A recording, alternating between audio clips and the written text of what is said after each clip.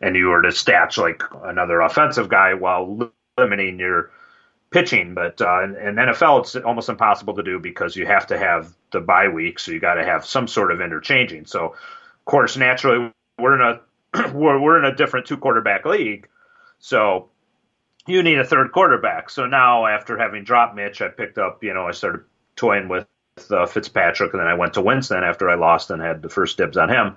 So basically, Winston's doing really well. So here I had the, now I have the quandary of three quarterbacks, but I keep having Russell Wilson and Watson not performing. So of course, as we record this, one of the past mistakes I made was benching Watson, and of course he goes off with 5 touchdowns, and that's after he did, weeks of 8 points and 11 points. So as you don't know whether you're coming and going with these guys. I had the same problem with Russell Wilson before he started to produce again. So it's like, nobody has a crystal ball. It's all guesswork, and you and I could go and start our own fantasy football show. We'll be about as accurate as these so-called experts on ESPN would be anyways. Well, like you were saying earlier, it was a woman that picked one of the players to do really well, and you were like, what the hell's a woman know?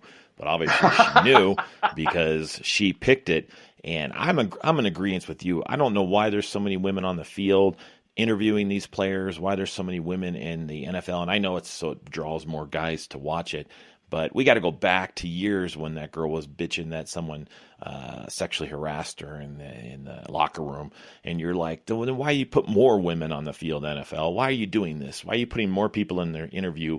And when you listen to their comments, you're like, what do they know? But they must be getting their information from guys. That's just my opinion. Because obviously, I doubt the women are really watching the NFL as much as they think. And I doubt some of those women are even watching anything else besides Lifetime and probably some other girl shows like Eat, Pray, Love or something like that. I doubt they're watching sports. They're just showing up and reading off a prompter. So there's a few of them out there to credit to the ones that are, hardcore fans. But yeah, it might sound sexist or whatever the people are, but out of the three, if I'm watching like ESPN's fantasy show, I want to believe Matthew Berry has given me the best advice, but that guy has burned me so many times, and he's got Field Yates to his right, and he's got, and then he's got, they use predominantly Stephania Bell as the injury. She's reporting on injuries. Well, she had the better advice on Watson than the other two guys who supposedly should know better. So I'm like, what the hell is going on? But a lot of times, when you look at the stuff with the NFL, I mean, I don't know about you, Jester, but, it looks like sometimes your team looks like it's dominant and great one week, and the next week it looks like a totally different team showing up. I'm like, who's programming these guys to do, they should be dominating, and the only ones who seem to be consistent this year are the Rams and the Chiefs, and everything else looks like I don't know which team is showing up. Yeah, that's the thing. It'd be interesting to see how we finish this NFL season as we get into basically I think this is like the second half, pretty close to the second half of the season, and seeing how some of these teams perform. I really am impressed by the Bears. I'm impressed more by the Rams, the Chiefs, even though I hate the Chiefs as a Raiders fan. They're doing really well. Yes. And I'm impressed by the Dolphins in some sense, and also the Cleveland Browns, even though they're not doing well. There's a lot of close games. I think that they're going to be a team that's probably going to come on the second half of the season. But as far as fantasy football goes, I really wasn't a big fan.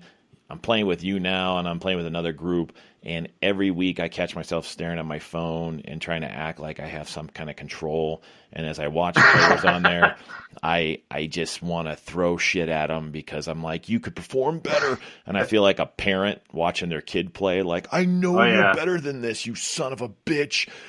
Play harder or you're not going to get any McDonald's after the game. So that's how it kind of feels when you look at these players and you have them on your roster. So, or you drop the guy and you're watching him like you had him and you started him on the worst week of the season, like he performs the worst he's ever done up until that point, and the next couple of weeks he does even better. And I'm like, what the I made a mistake of picking up and starting Flacco on a bye week, and I'm like, this guy, had been performing, average numbers, and then he really takes a dump, and then he goes back to doing other stuff. I'm like, you jerk! If you just would have just done what you were doing consistently before, that's all I needed to win. And yeah, I'll scream and curse like there's no tomorrow. My family's looking at me like I'm crazy, and I probably am. But yeah, it's like your kids. You had the best analogy. It's like you're so disappointed, and I'm like,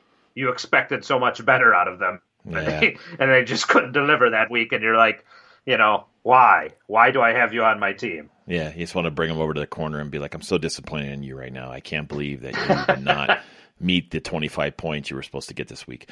All right, so as we wrap this show up at Me Podcast You Listen, this is a good NFL portion of our show. We would appreciate any type of feedback you guys give us. Look us up on Instagram and follow us on Facebook. And Twitter, we have a Twitter up there too as well. And yeah, we'll try that. It's a lot of work, man. Store. A lot of work. Yeah. So hey, we're going to get the word out. So, Me Podcast You Listen. My name is Jester. This is MC Brown, and we want to thank you all again for listening and supporting us, and we appreciate you guys, and we'll join us next time. We're going to have a brand new topic for you guys, and we expect you to be there listening and supporting us once again.